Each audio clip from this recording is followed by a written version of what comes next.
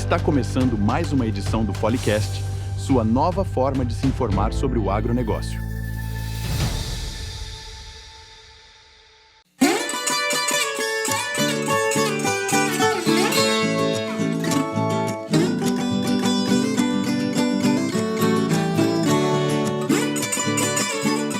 Olá, hoje a gente mergulha numa técnica agrícola assim, bem interessante. A adubação foliar. Já pensou nisso? Nutrir a planta direto pela folha?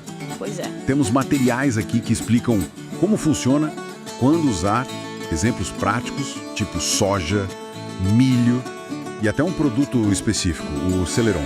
Vamos entender isso aí. Exato. O ponto central é ver como essa técnica se encaixa com a adubação que vem do solo, né? E por que ela está ganhando espaço, ainda mais com essa busca por produtividade cada vez maior. Certo. Então a gente vai ver o mecanismo, os prós, os contras, os cuidados, tudo isso. Legal. Vamos começar pelo básico, então. Se a folha... Bom, a função principal dela é a fotossíntese, certo? Como é que ela vai absorver nutrientes? Parece meio estranho. É uma ótima pergunta. É que as folhas, elas mantêm essa capacidade de absorção, sabe? É algo meio ancestral. Ah, tá. Os nutrientes, quando estão ali dissolvidos na água da pulverização, eles entram pelos estômatos, aqueles porinhos para troca de gás. Sei. Mas entram principalmente por microfissuras na cutícula, que é aquela camada que protege a folha. Entendi. Aí, lá dentro, eles se movem, seja pelos espaços entre as células ou por dentro delas mesmo, até onde a planta está precisando. Mas, assim, por que fazer isso? O solo já não fornece tudo? Parece um trabalho a mais, né? Olha, o solo é a base, não tem jeito. É a fonte principal, principalmente para os macros, né? Nitrogênio, fósforo, potássio, NPK, que a planta usa muito. Certo. Mas a adubação foliar, ela entra como um reforço rápido. É tipo comparar uma refeição completa com um suplemento que age na hora. Boa analogia. É muito útil para micronutrientes, tipo zinco, boro, cobre, que a planta precisa pouquinho, mas são cruciais. Então é uma ferramenta complementar. Entendi. Quase como uma injeção na veia da planta, para quando ela precisa de algo urgente. E quando seria esse urgente?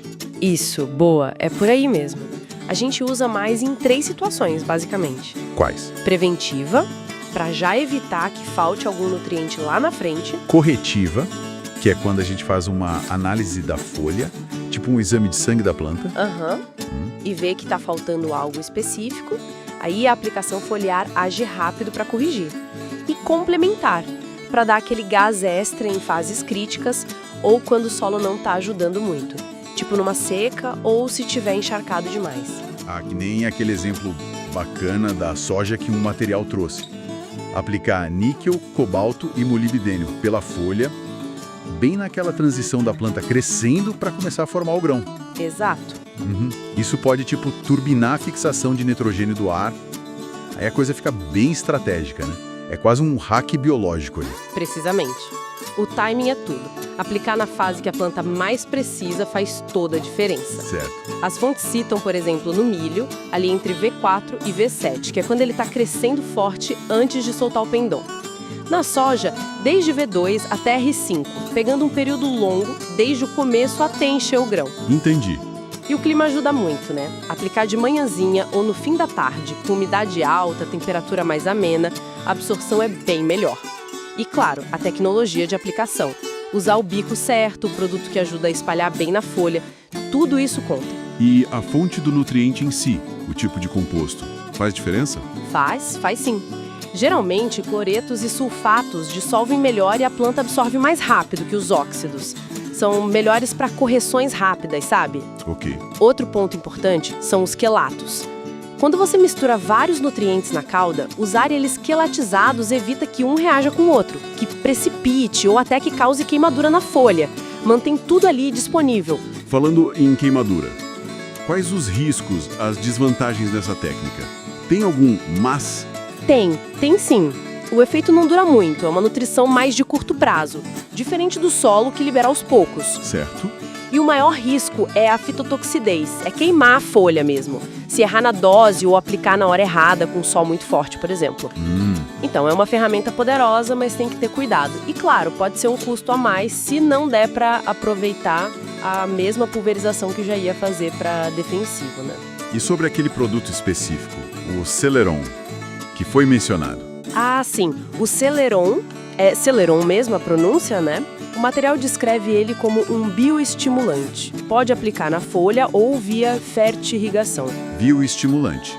Isso. Ele tem NPK na fórmula e, segundo a fonte, a ideia é que ele estimule micro-organismos bons, tanto no solo quanto na planta, tipo os que ajudam a fixar nitrogênio. Interessante. A fonte destaca um pH bem ácido dele, 1,65. Esse pH baixo pode ser relevante para a mistura no tanque ou para a interação com a folha, é algo para ficar ligado na prática. Dizem que também aumenta a resistência da planta. É um exemplo comercial do que está aí no mercado. Então tá, pra gente amarrar tudo. A adubação foliar parece ser uma ferramenta de ajuste fino na agricultura, né? Ótima para correções rápidas, especialmente de micros, e para dar aquele suporte em momentos-chave do ciclo da planta. Exatamente isso, é uma complementação estratégica inteligente para a base que vem do solo. Mas não é mágica, né? Com certeza. Exige conhecimento, um bom diagnóstico, como a análise foliar que a gente falou, e um planejamento cuidadoso. Escolher a fonte certa, a dose certa, o momento certo, o jeito certo de aplicar. Tudo para ter sucesso e evitar dor de cabeça. Fica uma reflexão aqui então. Se o efeito foliar é rápido, mas dura pouco, será que usar essa técnica com mais frequência poderia mudar o próprio ritmo do manejo nutricional? Boa pergunta. Tornando ele talvez mais dinâmico, respondendo quase em tempo real ao que a planta precisa, em vez de depender só da liberação mais lenta do solo. É algo para a gente pensar, né?